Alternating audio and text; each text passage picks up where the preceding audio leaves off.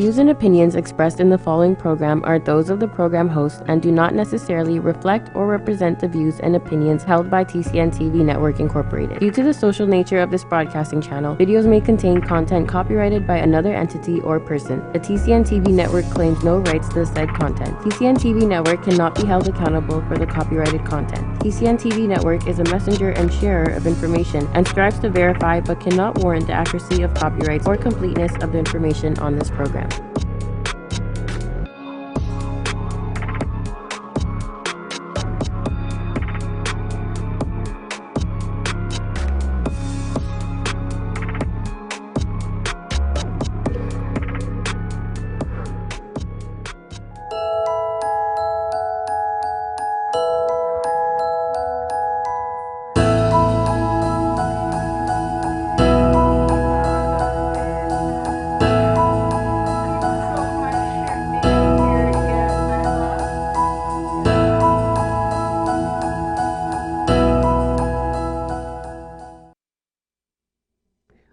Welcome to this edition of What Matters, and I'm Erica Lita, and today we are going to be talking about empowerment.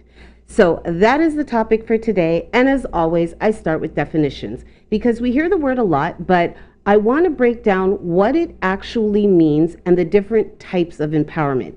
So today we're going to be covering general empowerment. Yep, caution, the empowerment zone's ahead. So if you want to be empowered, if you want to know what it's about, this is the show for you. So we're going to talk about different types of empowerment.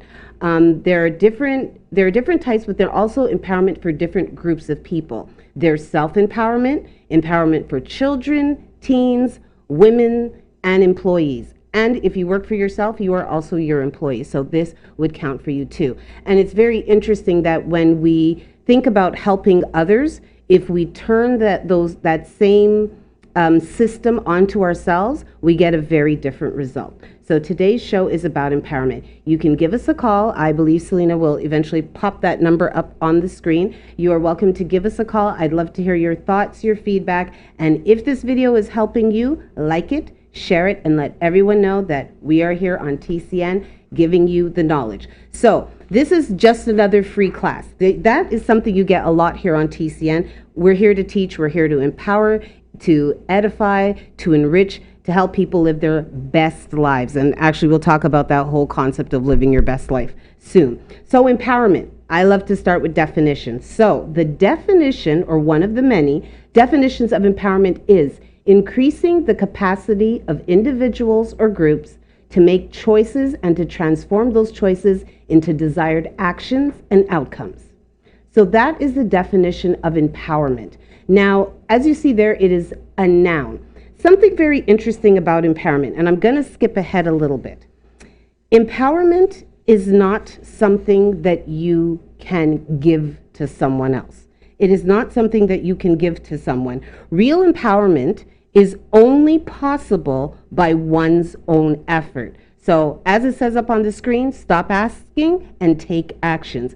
No one can empower you. It is something you have to do for yourself. Now we can facilitate empowerment, and that is something I will cover late in the show. How do we help empower other people? But empowerment is a process. It is not something that you can give to somebody. So keep that in mind throughout the show, is that you can help someone empower themselves, but empowerment is a process. It is not something that you can actually give to someone else. So the only way to become empowered is to take action. Now, for some of the groups that we discuss, from women, minorities, certain social groups, empowerment, it's not the first step. It's not as easy as, well, just taking action. They have to present themselves as wanting to take action, because empowerment also is the process of sharing power, right? It's a transfer of power in a dynamic way over time. So usually there's a group that has this power and it is being transferred to another group. And that idea of sharing power, oftentimes people in power don't particularly want to share it. So you have to step forward and say that you want to take power, you want to take control. Now, in good management, good government, good businesses, good households, the leaders understand the benefits of empowering those without power because it also shares responsibility. And that's something we'll get to a little bit later in the show. So I gave you the first definition of empowerment. And one of the key factors of empowerment is that it often involves the empowered people to gain confidence in their capabilities. That is a huge part of empowerment. It's believing that you can. It's believing that it is possible and you are the person who can do it, or your group is the group of people who can do it. Another interesting thing about empowerment is it often requires the pooling of resources to gather power and strength. Now, when we talk about self-empowerment, which is where we're going from here, that pooling of resources to gather strength, it's the pooling of your own resources. It's pulling together your strengths, your abilities to gain power and strength. But as I said, we're going to talk about that in a few minutes. So, as I said, empowerment is the process of sharing power. It is increasing an individual or community's belief that they can do something themselves. So the effect of empowerment in general is it increases spiritual, political, economic, and social strengths of individuals and communities. And that's why you would want to empower others, because it increases their strength on all facets of living. Now, again, as I said, there are certain people that will be empowered that don't want to see the increase in strength of others, but that's a separate idea. We're going to go with the positive society and those who want to see the betterment. So, as I said, I love definitions. When you think of empowering yourself or empowering others, there's some great words that are equivalent or close to empowerment that you can use to insert, maybe to make the concept or the idea clearer for you. So that would be to empower is to give authority to do something. And this is why we want people to empower themselves. You should feel autonomous. You should feel that you have the ability, the power to, the permission to live your life in the way that you wish. So the thought bubble up on the screen, what they're showing you is all the facets of self-empowerment. So you've got visualization, thinking, strategy, motivation, attitude, confidence. Mentoring is a big one, and it's big both ways. It's for the people who are mentored and the people who are doing the mentoring. Training, psychology, it's all about mindset at the end of the day. Self-empowerment is it all starts in your head.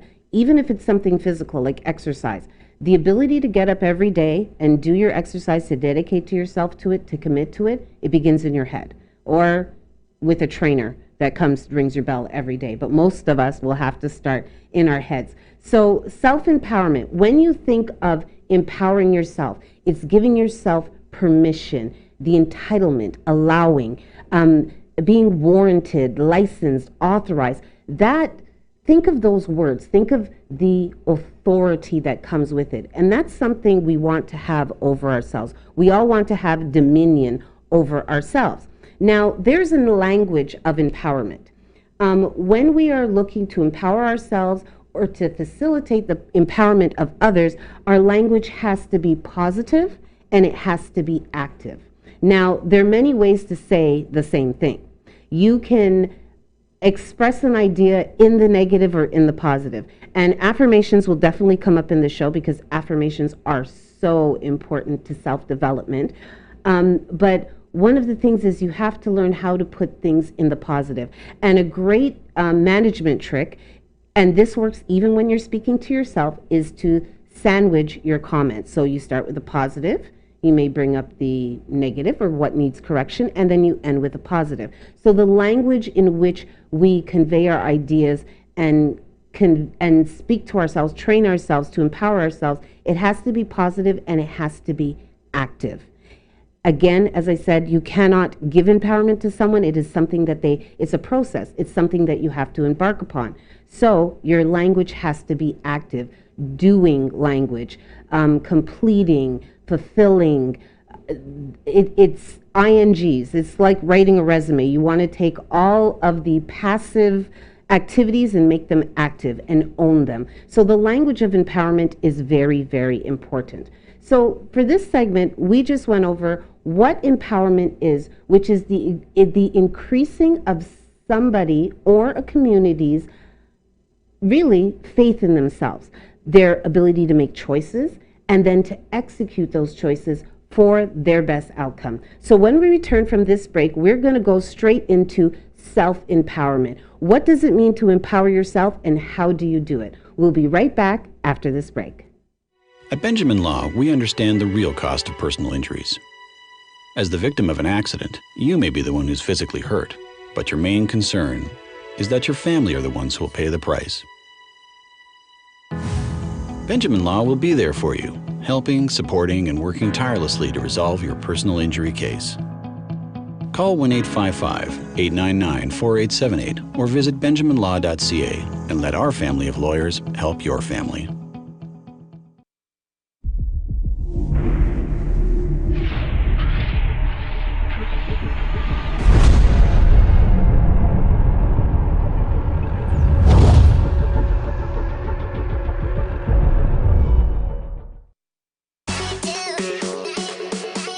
My name is Trish Curling, and I am an online coach, personal trainer, and yoga teacher, and your new host of Shaping Life, which is all about understanding that we have the ability and the control to take charge of our health and wellness.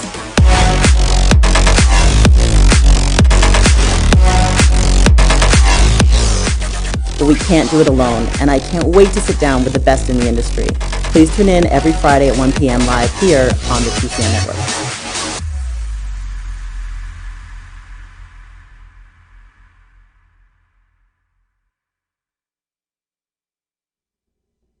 Welcome back to this edition of What Matter, and today we are talking about empowerment. What does it mean, and how do you get some, and how do you give some out? So during the first segment of the show, I discussed the definition. What does empowerment mean? And again, we'll put up the definition for you. So it is increasing the capacity of individuals or groups to make choices and to transform those choices into desired actions and outcomes. So it's not just about making choices, but to follow up with the action that goes behind it.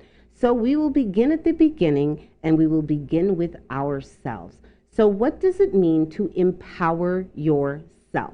And as I was saying before the break, this all starts with your mindset. You gotta get your mind right. Now, as I said before, empowerment is not something that you can give to someone. It is something that you actually actively have to seek and take part of. It is the only way to empower yourself. And if another group is looking to be empowered, or an individual, they have to take action. It is not something that you can give to someone.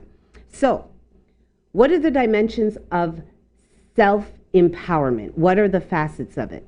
So, some of them are up on our bubble screen. I'm going to add a few. Self-awareness, values, skills, information, and goals. Now, those 5 points were kind of all summarized on the screen, because you saw career, you saw training, and a huge part, or a fundamental part of self-empowerment would be development. And prior to, it was in, I believe, 1974 that the UN declared it International Women's Empowerment. And prior to that, it was called Women's Development, because development and empowerment are so closely linked. In order to feel empowered, people need to be developed on a personal level, on an economic level, and I actually have points there too. So that would be social, educational, economic, political, and psychological. Those are all the different types of empowerment. And each different group, the type of empowerment or the areas of empowerment that they need will be different. For example, for children, it would be psychological and educational and social, but maybe perhaps not so much political, because children are not involved in politics. We can start to train their mind to look to the political systems in their lives, but they're not as involved. Where with women, you would have the social, the political, and economic coming up first.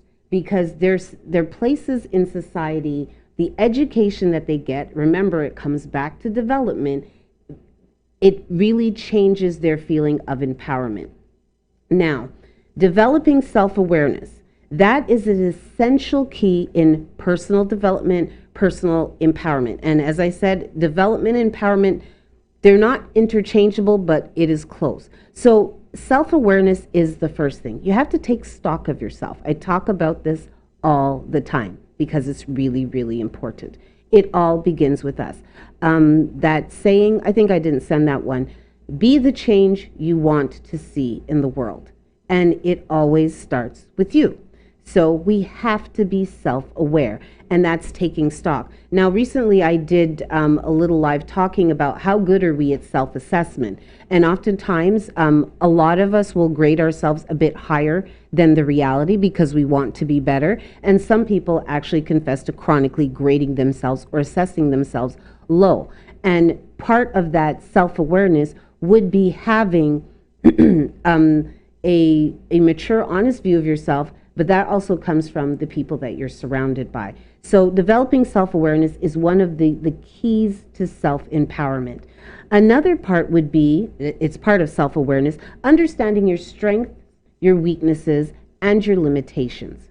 We all have limitations. There are things that we cannot do. For example, you may want to, physically you may have a limitation. It might be a situational limitation in terms of distance, but we all have limitations, and we have to be aware of them in setting out our goals. And we all have strengths, we all have weaknesses, and I don't mean the cheesy answers that we put on our, when you go for a job interview and they say, what are your strengths? And you say, well, I work too hard. No, I do, weaknesses rather, I work too hard. I don't mean that. Our true weaknesses are true strengths.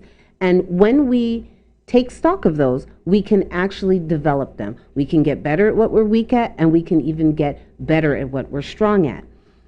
Another huge part of personal self-empowerment is setting goals. Setting goals, and then obviously the second part of that is achieving those goals. But setting goals really speaks to what you believe you are capable of. And when we sit down and we set our goals, if you do have outside eyes that may look at them, you could hear things like, you've aimed too high or you've aimed too low based on your capabilities. But we know ourselves best. So again, that first part, having true self-awareness and then assessing our strengths, our weaknesses, and our limitations will make us much better goal setters.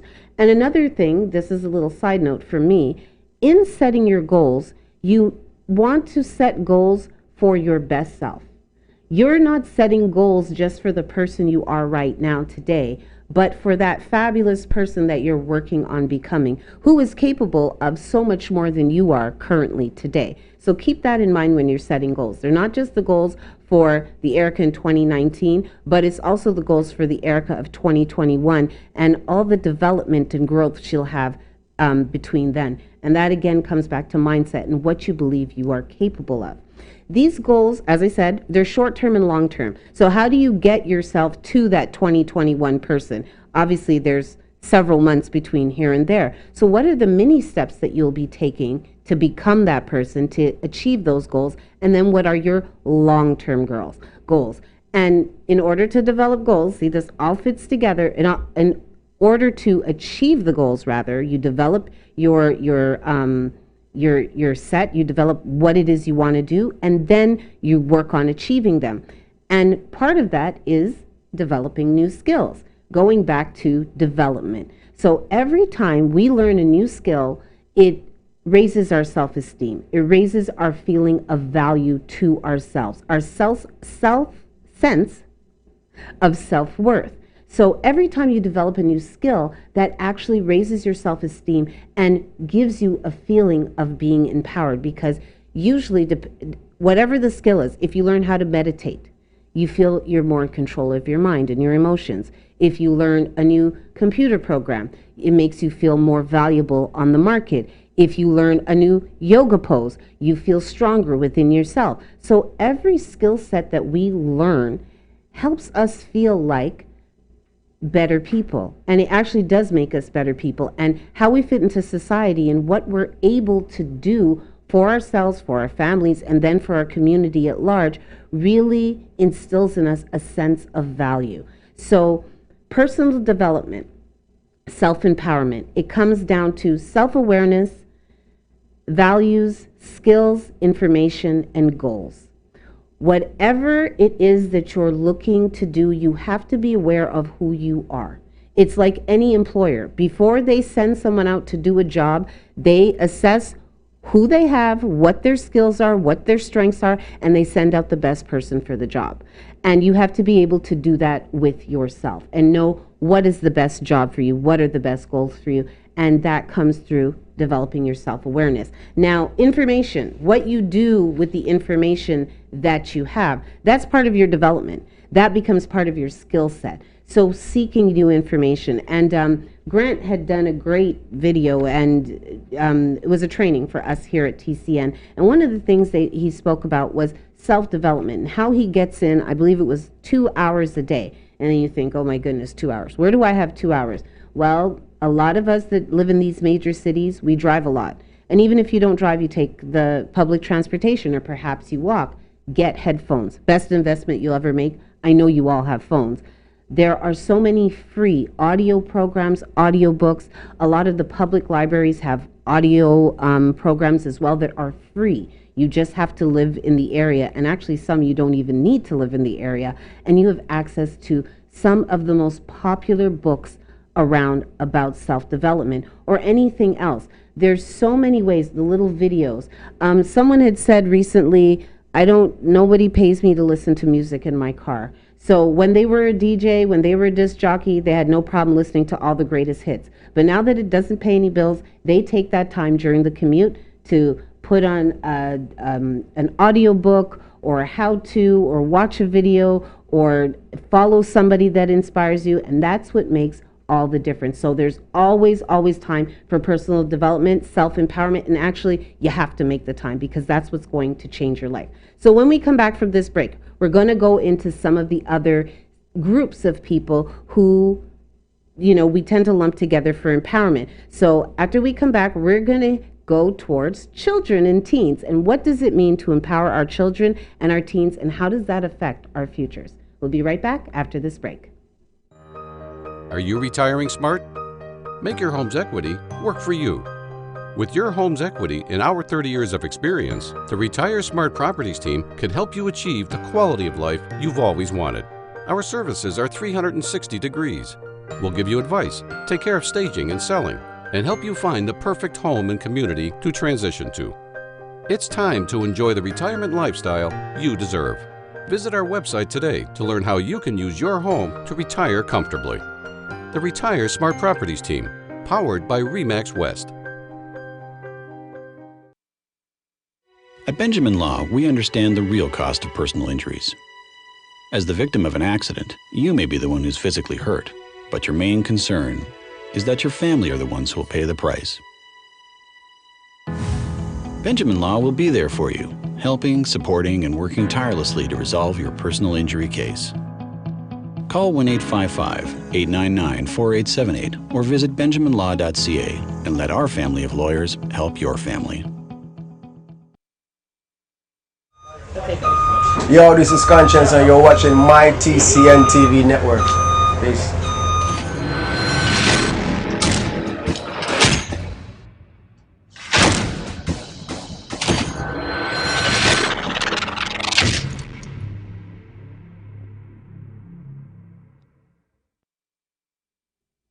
Welcome back to this edition of What Matters, and today I am talking about empowerment. What is it? How do you get some? How do you give some?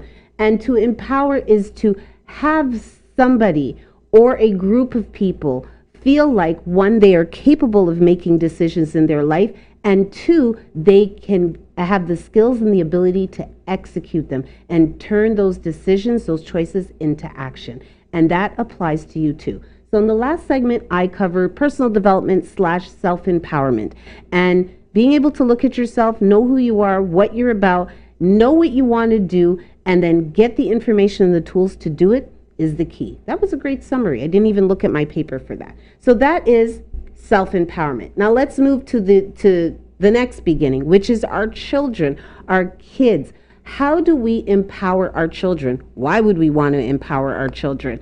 So coming from the culture I do, which is Caribbean, child empowerment actually is almost an oxymoron, or like a contrary phase. Children are to be seen and not heard. You listen to everything that you're told, and that is that. But as we know, that doesn't work. It doesn't make for healthy, happy adults. It doesn't make for good relationships within the family. And children are really small people. That's what they are. So they have ideas. So what does it mean to empower children? How would we empower our children? So to empower children is to guide them to feel valued. That is huge. Capable, and help them realize they are creating their own lives. That is really important, because from the youngest age, our choices, our decisions are creating our lives. And they say that your personality is basically formed by the time that you are 5. And for most of us, we can look back and most of us remember 5, or remember some things from being 5. And we are limited in how many choices we can give our children. There's a reason they're parents. They don't know always what's best for them, but they do know what they like, and they do know how they feel. And it is our job as the parents, the leaders, the teachers, the adults, the mentors, to give them the tools to be able to articulate that. So things like, for example, what I just said, them knowing how they feel, teaching them constructive ways to express their feelings, to have someone else know how they're feeling, and how to deal with them. So one of the ways that we can empower our children is to teach them, and this is a big one, this is a hard one, to take responsibility for their actions. That is a form of empowerment, because when you take action and something happens and you understand that what you did, there is a cause and there's an effect, it makes you feel more strongly about your abilities. You actually change circumstances. You can change the circumstances of your life. Now, as I go through these sections, you'll see that a lot of this applies to other groups as well. This exact train of thought can apply to empowering women, especially women that are in societies that the equality is even greater. So taking responsibility for your actions and making informed choices. So to have a child understand that you can make choices, and one of the things you can do to make a good choice is to get information. And as an adult in their life, you can present yourself as a source of that information or a guide to information to help them make better choices. What does this do for children? How does this help them? One, believe it or not, it makes them better learners. When children are empowered, it makes them confident and it makes them feel independent. And that can lead to better learners.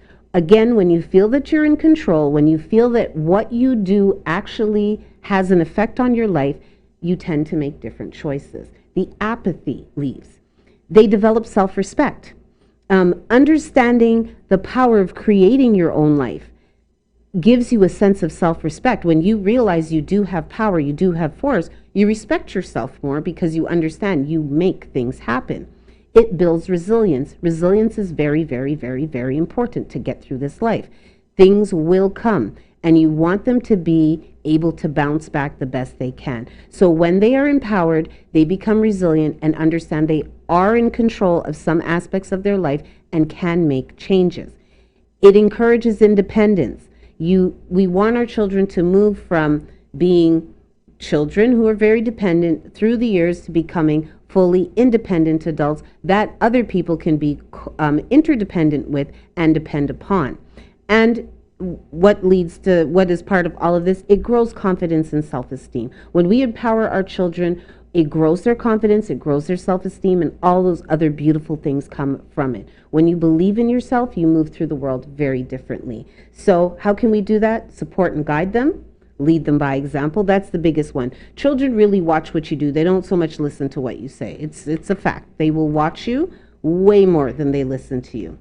Involve them in their family, in their classrooms. Involve them in the decision making in so much as you can. A great trick I learned many moons ago is, instead of just being a tyrant and saying, listen, you're eating peas. Would you like 4 peas or would you like 5 peas?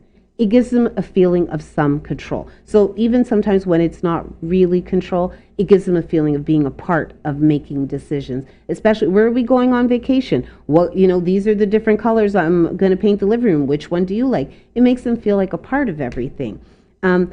Celebrate their accomplishments.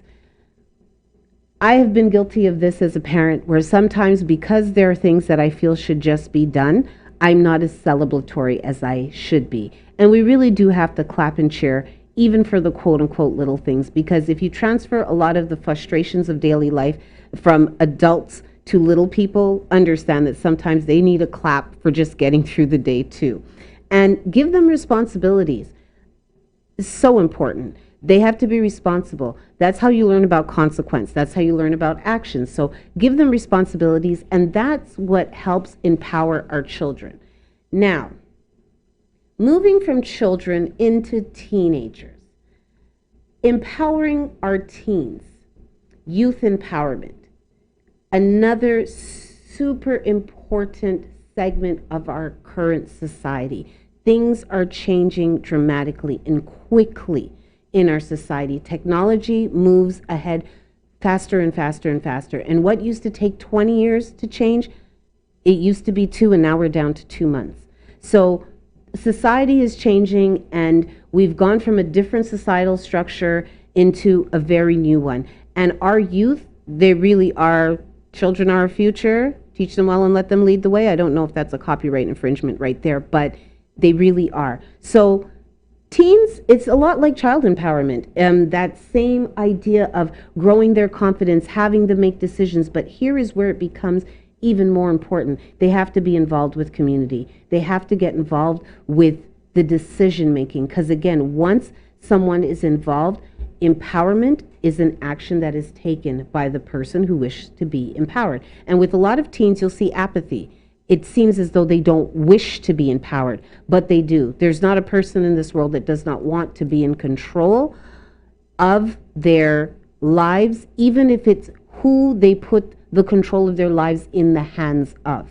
So, one of the aspects that's different between child and teen empowerment is that you would now include hiring and training, job training, and having them involved in movements amongst their peers. So now you're transitioning them from the world of childhood, when many of the decisions still have to be made for them, into the world of adulthood. But it's a world that many of them enter and feel like they're thrust into it and they have no control, and it's kind of a mess that the adults made, and now we're putting them in them. And that's why it's very important to now take these children, these teens, and put them in movements, have them form groups. And this could be with interaction with their peers, learning politics, interaction with their police forces. That is a big problem all throughout the world, how youth and police interact. And the community, what do they want their community to look like? And again, putting that power in their hands to how that will change. So very quickly, because we have to go to a break, but we want to shift our use from gangs and violence and irresponsible sexual behavior to community engagement and changing it to be what they want it to be.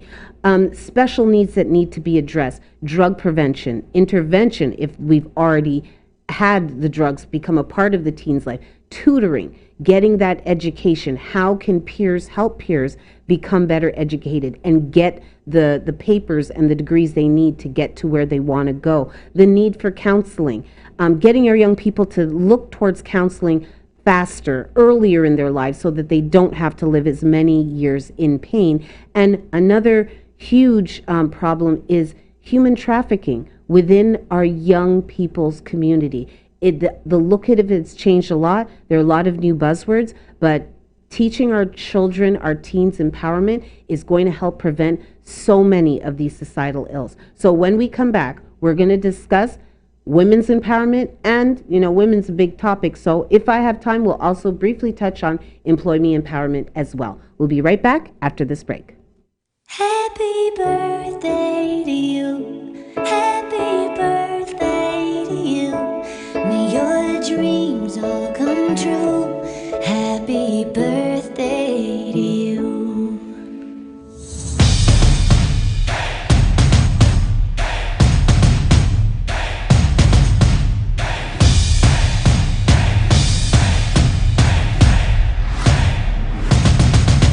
We refuse to promote, report on anything negative in the community.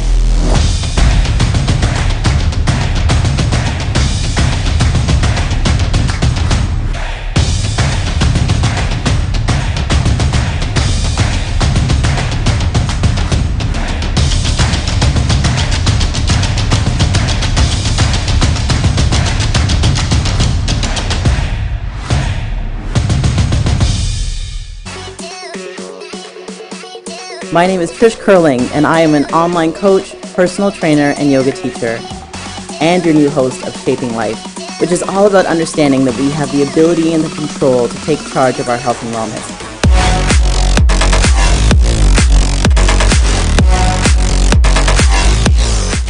But we can't do it alone, and I can't wait to sit down with the best in the industry. Please tune in every Friday at 1 p.m. live here on the TCN Network.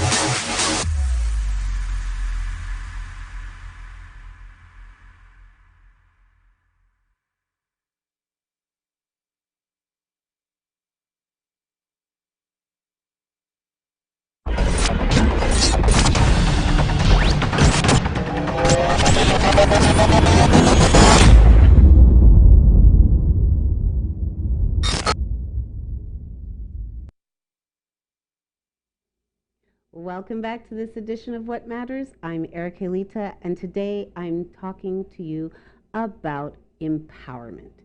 And empowerment, really simply put, is having a person or a community feel as though they have the ability to make good decisions and the skills to execute those decisions, to make them reality, increasing the capacity of individuals or groups to make choices and to transform those choices into desired actions and outcomes. So far I've covered yourself, kids, teens, and now I'm going to briefly speak about, because I always run out of time, I'm going to briefly speak about others and women. So I'm going to start off with others, because women is a big topic, and the empowerment of women has become an international cause. Every country on earth, almost every country, is very interested in the empowerment of the women of their society, because we are half of the population, and it is a proven fact that the more the people who live somewhere are concerned and care about their community, their politics, is the better that place is. And so it is very important to have the other half of society involved and engaged in what's happening in the world. So let's start with others. How do we empower other people? So as I said earlier in the show, empowerment is a process. It is not something that you can hand to somebody. Here, I empower you. You can't do that. You can facilitate that, you can help that, but it is a process that the person has to want to engage in themselves. So take action. Do not wait for someone to empower you. You have to take action. Stop asking. Take action. Almost every group in the world that has fought oppression, who has fought being put down, had to take action. They were not given what they asked, and that's how they started. So actually, I have to ask Selena to put this up. Well-behaved women have never made history. They never have. And please keep in mind that legal and right do not mean the same thing. There are many, many things that have been illegal over the years, and they were morally wrong. And there are many things that are legal that are morally wrong. So we have to stand strong in what we know to be right And sometimes, now I'm not telling y'all to go out and commit crimes, but sometimes we have to look past the law and look at what is right. So let's start out with empowering others.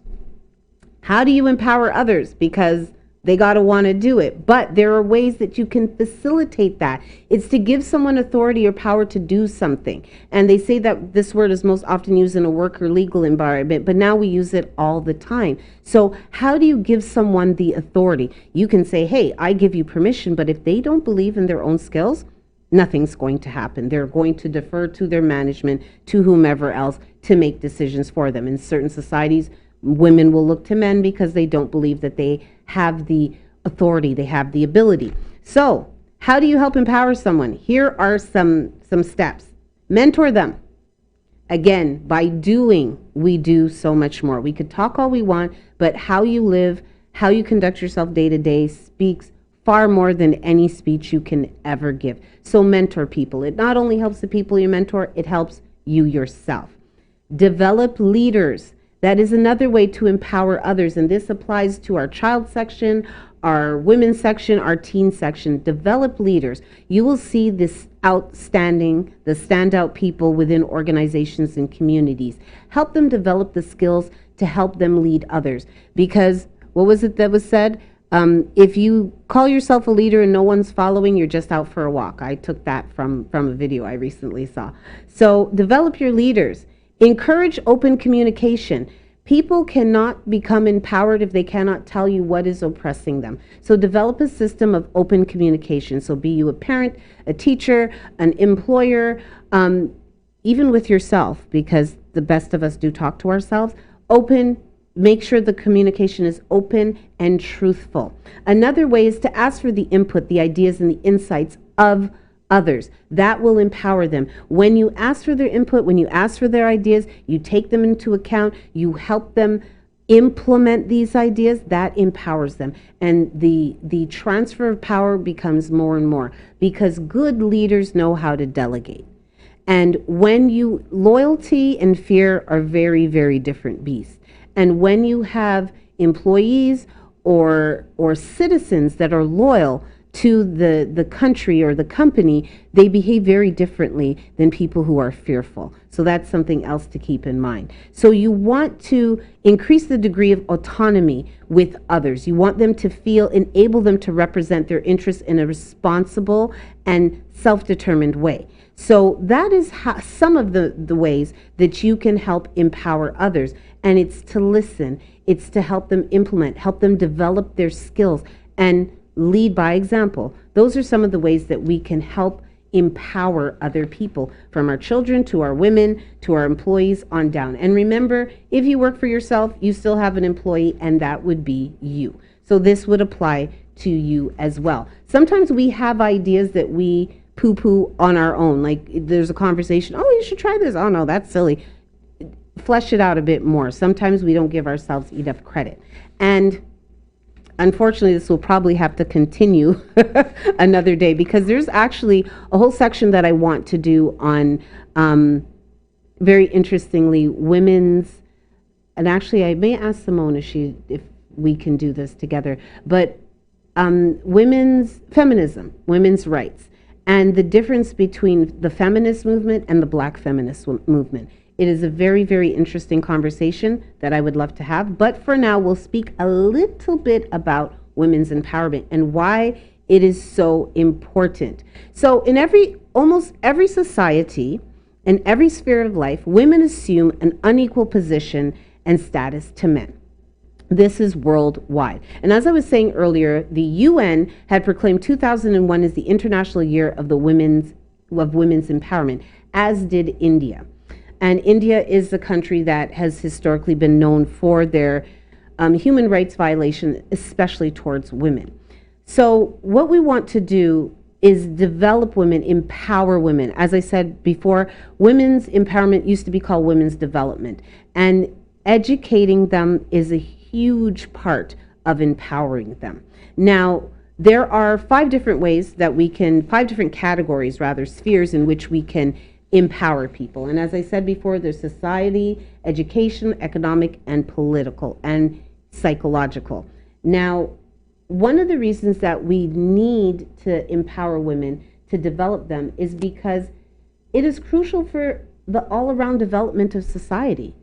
In order for our societies to be fair, in order for our societies to function well, we want to develop every aspect and every part. And leaving out half of the whole population is not going to get us to where we want to go. So, from a social aspect, speaking to women, what I had said in the previous section about asking for input, you can't know how someone's functioning society if you don't ask them. Observing is not enough. And we've seen this time and time again, where one group of people will look in on another group of people and say, well, this is what you're experiencing. The best bet is to ask the people who are experiencing it and then ask them on suggestions on how to make the change, to change their experience. Educational, that's very straightforward. In many places in the world, women do not receive the same level of education as men. And what does education do for people? It increases self-confidence, self-esteem, self-sufficiency. It obviously will now remove narrowings and bigotry. It makes them more self-reflective. They think about political states. They think about societal states. So again, educating women is vital to making our societies on a whole better. Economic, you don't want half of the population poor, especially when that is the half of the population that is usually the ones with the next generations, with the children. We do not want that. Political, participation in political conversations, participation in the decisions and the process making and the implementation of policies is essential for women. And that has been one of the areas of the biggest change. When I was growing up, there were not a lot of women in political seats. And that was not that long ago. There were not a lot of women. And now my children grew up in a world where they've seen a black man be president, so that's no mean feat. They've seen a woman run for president. And, you know, back up 100 years and women were sometimes killed for even trying to study in certain areas, for trying to be doctors, for trying to be engineers. So, and then of course there's the psychological empowerment, which to me should be first, because once the psychology of what you're capable of, what your value is changed, it changes your actions. It completely changes what you're willing to do and what you feel that you can do. So I had a lot more to add in. I had a lot more to say, but that is kind of a summary. Empowerment's a huge topic, but basically, empowerment is not something that you can give to anyone but yourself, but you can help and you can facilitate. So if you have any questions, if you'd like to know more, if you want to discuss this further, or you have a comment, please like, share, comment on this video, share it if it gave value, and comment on it and let me know how you feel and what topics you'd like to see up next. So I will see you here the same time, same place, TCN Network, and next week I will have with me Coach Drew, Andrew Blackwood, and we will be talking about a healthy relationship checklist. How do you know if your relationship is healthy and what could you do about it? So we will see you next week here on TCN Network.